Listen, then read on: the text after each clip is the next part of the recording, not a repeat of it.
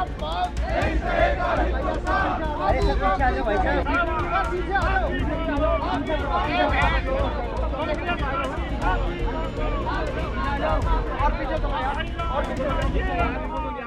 क्या है कि हम लोग सभी मकर द्वार के ऊपर आंदोलन कर रहे थे 10 बजे से, जैसे आज यहाँ खड़े हैं महात्मा गांधी जी की प्रतिमा के सामने।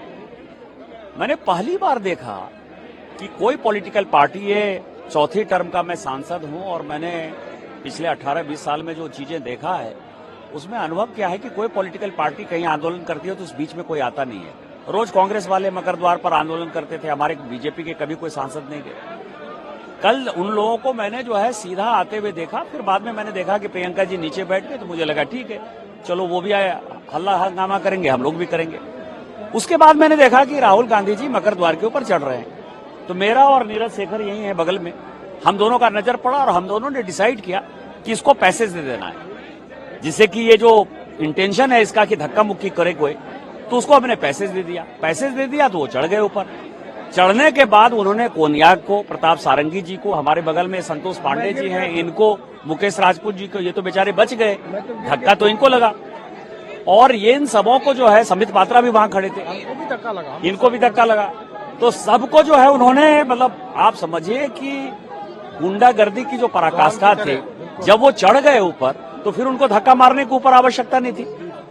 उन्होंने धक्का मारा, प्रताप सारंगी जी घायल हो गए। आप कोनियाक, जिसके लिए कि आज हम लोग खड़े हैं, कि नॉर्थ ईस्ट की एक महिला, शेड्यूल ट्राइब महिला, जिसके कि एकदम करीब आ गए महिला को, मतलब वो बयान नहीं कर पाई, वो राज्यसभा में रोई।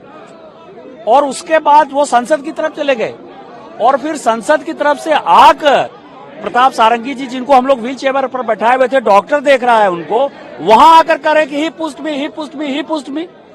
आप समझिए कि एरोगेंसी की एक पराकाष्ठा। और पहली बार मुझे किसी पॉलिटिकल पार्टी में एक जो घटियापनी, गुंडागर्दी या गांधी परिवार का जो ये है कि हम राजा हैं, हमारे सामने कोई नहीं है, उसका काला चेहरा कल हमने देखा। और जिस तरह हमारे सांसदों के साथ उसने धक्का मुक्की की, दुर्व्यवहार किया, और उसके बाद उसमें जो कोई रिमोर्स नहीं था, ये मेरे संसदीय जीवन की ये पहली घटना थी। और मैं इसको मानता हूं कि 2001 में इसी दिसंबर के महीने में 13 दिसंबर को पाकिस्तान ने हमारे संसद पर हमला किया था। 19 दिसंबर को गांधी परिवार ने 2024 में उन चीजों को दोहराया और अब तो वो अर्बन नक्सल की तरह यहां घुस गया है। कल देवेंद्र फडणवीस जी ने जो कल बयान दिया है महाराष्ट्र के असेंबली में, वो बहुत ही डिजास्टर्स है कि अर्बन नक्सलवाद के साथ, विदेशी लोगों के साथ काठमांडू में किस तरह से मीटिंग हुई।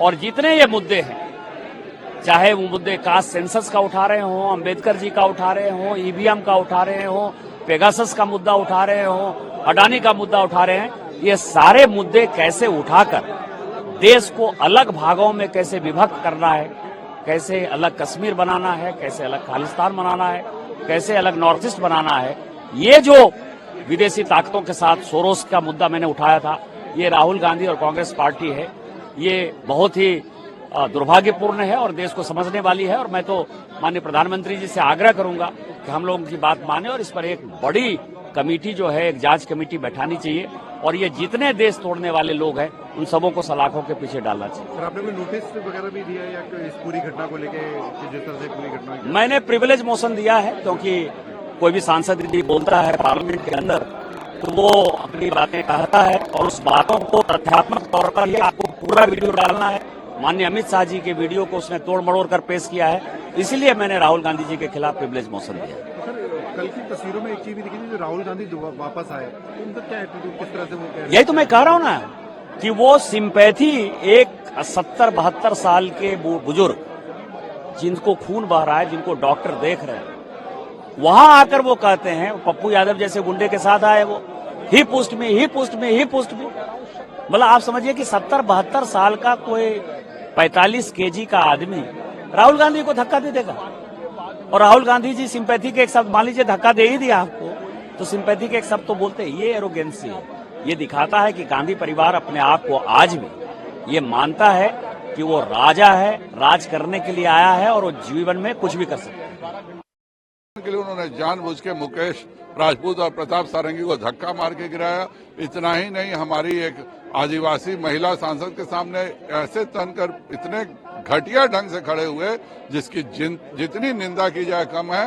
राहुल गांधी दुर्भाग्य से संसद को और इस देश को अपने कांग्रेस पार्टी के जर खरीद गुलामों की तरह यह देश को समझ रहे हैं। उनको हर हालत में लोकसभा में माफी मांगनी चाहिए और नहीं तो लोकसभा स्पीकर को कार्रवाई करनी चाहिए। जो इस देश का संविधान कहता है, एक फिजिकली हैंडल किया गया है 2 सांसदों को, उस पर संसद में भी उनके ऊपर कार्रवाई निश्चित तौर पर होनी चाहिए और कांग्रेस को भी सोचना चाहिए कि ऐसे व्यक्ति की कितने सालों तक गुलामी करेंगे। अब ये भी सर ये कहा जा रहा है कि गेट पे प्रोटेस्ट करने के लिए कहा गया है कि नहीं करें अब कोई गेट पे प्रोटेस्ट, जैसा से हम लोग लॉ अबाइडिंग सिटीजन हैं और हम लोग संसद का भी हर नियम मानते हैं।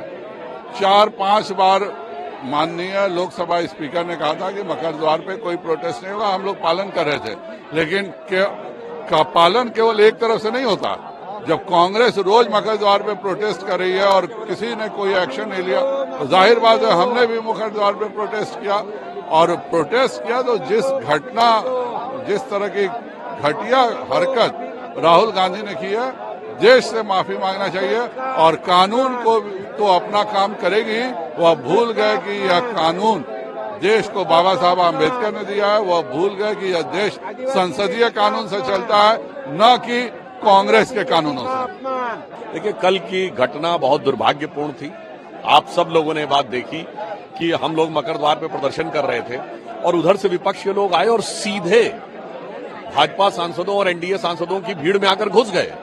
कोई अव्यवस्था उत्पन्न करना उनका मंतव्य नजर आ रहा है, क्योंकि सबने देखा कौन अपनी जगह खड़ा था, कौन बाहर से आके अंदर आया। यदि उन्हें अंदर जाना था तो जैसे उनका परसों प्रदर्शन हो रहा था, हम लोग किनारे से अंदर जा रहे थे, वो जा सकते थे।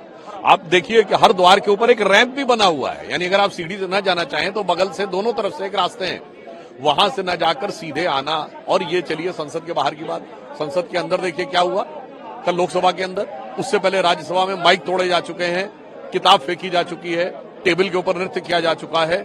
तो सदन के अंदर या सदन के बाहर कांग्रेस का एक ही सिद्धांत है कि कोई सूरत बदलना मेरा मकसद नहीं है, मेरा मकसद है कि हर कदम पे हंगामा होना चाहिए। महिला सांसद ने भी आरोप लगाया, कल गंभीर आरोप लगाया। देखिए, नागालैंड की जो हमारी सांसद हैं, उन्होंने जिस प्रकार की बात कही वो अपने आप में बहुत संवेदनशील है और वो दुख देने वाली है। और इसके ऊपर जैसी संवेदना या संवेदनशील प्रतिक्रिया की अपेक्षा थी कांग्रेस से, वो न करके वो पुनः उसके ऊपर वही अपनी चिरपरिचित शैली में भ्रम, छल और प्रपंच की राजनीति कर रहे हैं। नहीं, सवाल केवल एफआईआर का नहीं है, सवाल है कि इस लोकतंत्र के सर्वोच्च मंदिर पर जिस तरह से वो इस संसद का अपमान कर रहे हैं।